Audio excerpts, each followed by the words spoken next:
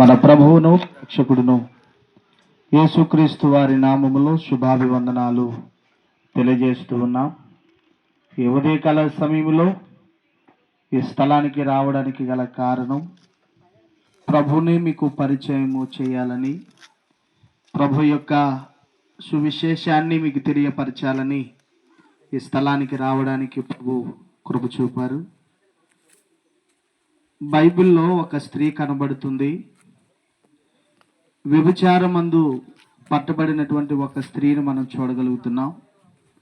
ఆ వ్యభిచారమందు పట్టబడిన స్త్రీని అక్కడ ఉంచబడినటువంటి పరిసయ్యులు, శాస్త్రులైన వారు, జ్ఞానోపదేశాలు కలిగిన వారందరూ కూడా అలనాడు మోషే ధర్మశాస్త్ర ప్రకారం ఎవరైతే పాపము చేస్తారో, ఎవరైతే ఆ వ్యభిచారము చేస్తున్నారో వారిని రాళ్ళు రువ్వు కొట్టి చంపాలని ఒక తాత్పర్యము ఆ ధర్మశాస్త్ర గ్రంథములో ఒక ఆజ్ఞ కూడా వ్రాయబడటం జరిగింది. కానీ ఆ దినాన చాలామంది ప్రజలు ఆ వ్యభిచారమందు పట్టబడినటువంటి ఆ ఒక్క స్త్రీని రాళ్ళు రువ్వి ఏ విధము చేతనైనను చంపాలని ప్రయత్నాలు ఎన్నో జరిగాయి. ఆ స్థలములో యేసు ప్రభుల వారు మనకు కనబడుతూ ఉన్నారు. యేసు ప్రభుల వారు ఆ స్థలములో ఉండగా చాలామంది నాయకులైన వారు, ప్రజలు, అధికారులైన వారు అందరూ కూడా యేసు ప్రభుల వారి దగ్గరికి వెళ్ళి, అయ్యా, ఈ స్త్రీ వ్యభిచారమందు పట్టబడి ఉంది, మా గ్రామములో ఉంచబడిన చాలామంది ఈమెతో వ్యభిచారము చేసి ఉన్నారని చెప్పిన సందర్భము కూడా కనబడతా ఉందండి. అయితే అక్కడ ఉంచబడినటువంటి పరిస్థితి చూస్తే అక్కడున్న ప్రజలందరి ఆలోచనలు, తాత్పర్యము ఒక్కటే, ఆమెను ఏ విధముగానైనా చంపాలి అనే ఆలోచన కలిగి ఉండగా యేసు ప్రభుల వారిని పదే పదే బలవంతము చేసిన సందర్భము, అంటే నువ్వు దేవుడవు కదా, నువ్వు మనుష్య కుమారుడువు కదా, మరి నీవేం చేస్తావు అనేటువంటి విషయము కూడా కనబడింది. కానీ యేసు ప్రభుల వారు వారందరి వైపు తేరి చూచి నేల మీద వృంగి ఏవేవో వ్రేలుతో రాసిన పరిస్థితులు కూడా అక్కడ కనబడ్డాయి.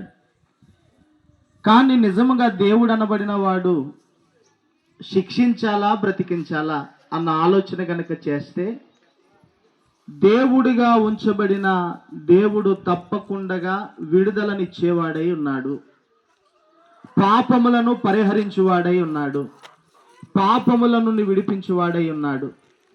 అయితే యేసు ప్రభుల వారు నేల మీద వంగి ఏవేవో రాస్తున్నప్పుడు చూచిన వారందరూ కూడా, అప్పటి వరకు రాళ్ళు రువ్వి కొట్టాలన్న ప్రతి మానవుడు కూడా యేసు ప్రభుల వారి నేల మీద వంగి వ్రేలుతో రాసిన సందర్భంలో ఏ ఒక్కడును కూడా ఆ వ్యభిచారమందు పట్టబడిన స్త్రీ మీద రాయి వేయకుండా ఎవరి చేతులతో తీసిన రాళ్ళను వారు ఆయన రాసిన సందర్భాన్ని బట్టి ప్రతి ఒక్కరి చేతిలో ఉన్న రాళ్లను, నేలను విడిచి వచ్చిన మార్గముననే తిరిగి వెళ్ళిపోయారు.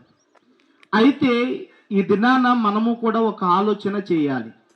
దేవుడు అనబడిన వాడు శిక్షించేవాడు కాదు, కానీ రక్షించేవాడు, పాపముల నుండి విడిపించేవాడు, మరణమయ్యుతూ ఉన్నటువంటి జనులను జీవములోనికి నడిపించే దేవుడు యేసయ్య.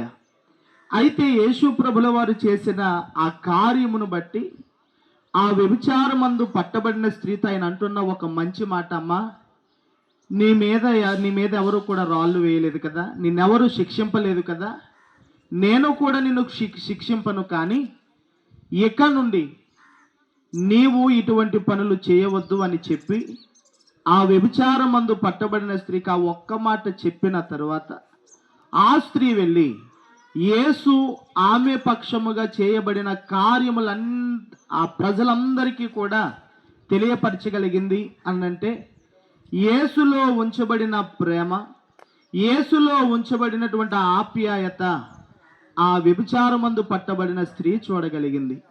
ఈ మధ్యాహ్నం ఈ మాటలు వింటున్న నీవు దేవుని మందిరానికి వెళుతున్నావనే పేరుంది, కానీ ఇంకా కూడా నీ పాపాన్ని నువ్వు మానలేదు.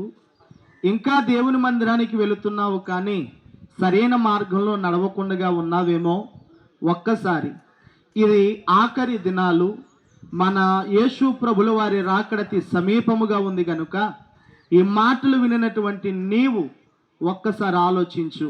ఇంకెంతకాలం ఈ పాపపు బ్రతుకులో బ్రతుకుతావు? ఆల్రెడీ యేసు ప్రభుల వారి నీ కొరకు నా కొరకు ఒకసారి ఆయన వచ్చేశారు.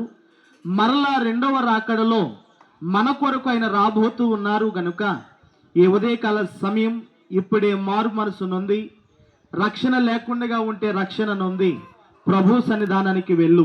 ఈ నదురుబేద గ్రామములో మీకు దగ్గరగా ఉంచబడినటువంటి మందిరాలకు మీరు వెళ్ళండి. ఆ సేవకునితో మాట్లాడండి.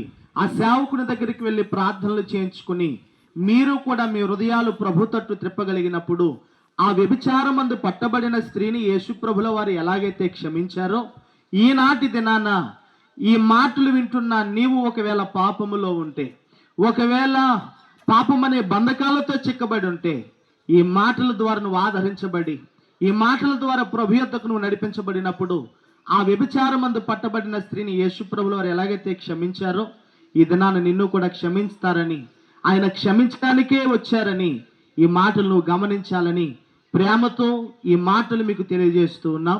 ఈ సమయంలో దయచేసి ఏ స్థలంలో ఉన్నప్పటికీ అక్కడ ఉన్నటువంటి వారు అక్కడ కళ్ళు మూసుకోండి. చిన్న ప్రార్థన చేద్దాం. ప్రార్థన. మహాగణుడా, పరిశుద్ధుడ, దేవవందనాలు. ఈ ఉదయకాల సమయం మరొక మారు మీ పాదాల చెంతకొచ్చాం ప్రభా. ఈ సమయంలో ఈ నదురుపేద గ్రామంలో మీ సువార్త ప్రకటించడానికి తగిన సహాయం మీరు అనుగ్రహిస్తున్నందుకు వందనాలు. ఎత్తబడిన మాటలు అయ్యా ప్రభు, ఎంతమంది బిడ్డలు విన్నారో వారందరి హృదయాలు ఫలించుటకు సహాయం ఇవ్వండి. రక్షణ లేక మారు మనసు లేకున్నా వారందరినీ కూడా రక్షణలోనికి, మారు మనసులోనికి నడిపించండి. మా ముందుంచబడిన ఇంకా నువ్వు సువార్త విషయం అన్నింటిలో మీరు తోడుగా ఉండి కేవలం మీ నామ మహిమార్థమే జరిగించి మీరే మహిమ, ఘనత, ప్రభావాలు నొందమని యేసయ్య నామములో అడుగుచున్నాను పరమ తండ్రి. ఆమేన్.